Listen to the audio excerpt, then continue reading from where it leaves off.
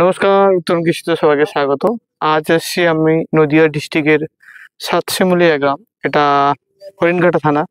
আর এখানকার ফার্মাররা মূলত তিল চাষ করেন, এবং তিল এই সময়কার একটা বাংলার ঘরে অর্থনৈতিক ফসল। আর তিল চাষ করে এখানকার ফার্মাররা কিরকম ভাবে লাভবান হচ্ছেন বা এই চাষের ঠুকিনাকি নিয়ে আজকে এই পূর্ণ প্রতিবেদনটা আপনাদের জন্য থাকবে। সম্পূর্ণ ভিডিওটা মন দিয়ে দেখবেন। আশা করছি যদি আপনি একজন ফার্মার হয়ে থাকেন, তিল চাষ সম্পর্কে বহুত অজানা তথ্য আপনারও জানা হয়ে যাবে। তো চলুন এই ইয়াং জেনারেশনের ফার্মারের কাছে যাওয়া যাক এবং জানি কিভাবে তিনি এই তিল চাষ করেছেন, এই চাষের খুঁটিনাটি কি আছে।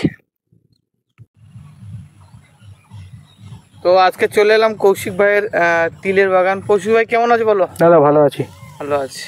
এই জায়গাটার নাম কি জানো তোমাদের? এই জায়গাটা এটা সাতশিমুলিয়া, সাতশিমুলিয়া নদিয়া হরিণঘাটা থানা। বলছি এই যে তোমার পিছনে যে তিল বাগানটা দেখতে পাচ্ছি, বহু জমি, কতটা জায়গা চাষ করেছো? এটা 3.5 বিঘা আছে দাদা, টোটাল 3.5 বিঘা। 3.5 বিঘা।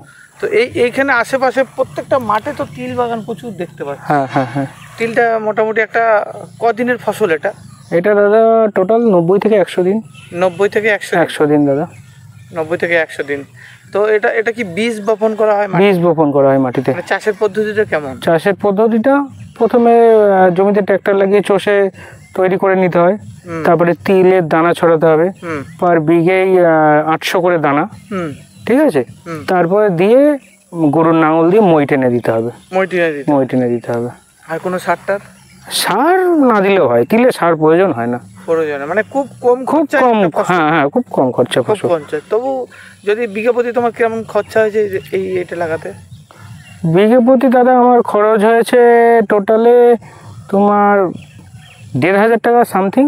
1,500 টাকা? 1,500 টাকা সামথিং। ঘরের বীজ হ্যাঁ হয়ে যায়, ঘরের বীজ দিয়ে। জাত থাকে তো? এটা কোনো জাত কি স্পেশালি? কোনো না, স্পেশালি কোনো জাত নাই। লাল তিল? লাল তিল। হ্যাঁ।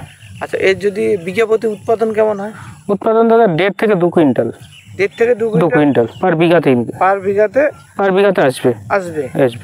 আর তুমি লাগিয়েছো 3.5 বিঘা? 3.5 বিঘা। আর 1,500 টাকা করে তোমার পার বিঘাতে খরচ এসছে? খরচ বপনের ক্ষেত্রে খরচ এসছে। বপনের ক্ষেত্রে এমনি সার ওষুধ লেবার? সার ওষুধ দিয়ে টোটাল অ্যাপ্রক্স 4,000 সামথিং। 4,000 সামথিং পার বিঘাতে খরচ। হ্যাঁ হ্যাঁ। আমার টোটাল উৎপাদন হচ্ছে কতটা বললে? উৎপাদন হচ্ছে আমার 1.5 থেকে 2 কুইন্টাল। 1.5 থেকে। কত করে দাম যাচ্ছে এখন কুইন্টাল? 8,000 টাকা। 8,000 টাকা। যদি 1.5 কুইন্টালও কম করে মেনে যাওয়া যায় তাহলে 12,000 টাকা আমরা পার বিঘাতে এসে যায়। আর বিঘা প্রতি খরচ কিরকম বললে? 4,000। 4,000। আচ্ছা, এটা কোন সময় লাগানো হয়? এটা হলো ফেব্রুয়ারির শেষের দিকে। ফেব্রুয়ারির শেষে। মানে এই জমিতে কি আগে কিছু ছিল কোনো ফসল? এই জমিতে আগে গাজর ছিল। ও আচ্ছা, গাজর তোলার পরেই এটা লাগিয়ে? গাজর তোলার মানে ভালোই পরে আমরা লাগাই। গাজর তোলার পরেই এটা লাগিয়ে? হ্যাঁ হ্যাঁ।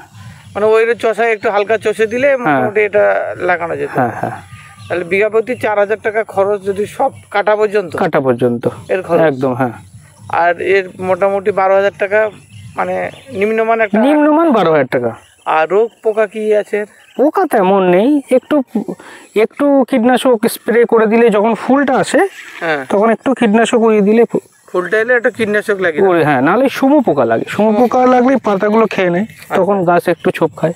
ফলন যদি খুব ভালো হয় তাহলে বিঘা প্রতি কত? 2 কুইন্টাল থেকে হয়তো তার 20 কেজি বেশি হবে। 2 কুইন্টাল 20 কেজি, এর বেশি হয় না।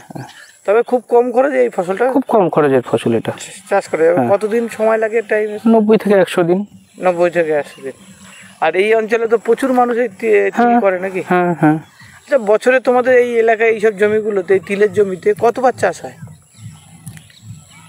মানে অন্য ফসল নিয়ে? 3 বার। মানে এর আগে গাজর ছিল, হ্যাঁ, তারপরে তুমি দিলে তিলের পরে কি দিয়েছো? তিলের পরে কুমড়ো হতে পারে, ধনেপাতা হতে পারে।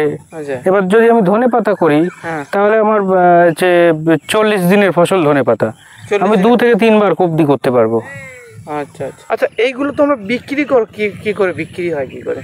মানে ডাইরেক্ট কি বায়ার এখানে চলে আসে না তোমাদের কোনো মার্কেট? ডাইরেক্ট বায়ার এখানে বাড়িতেও চলে আসে।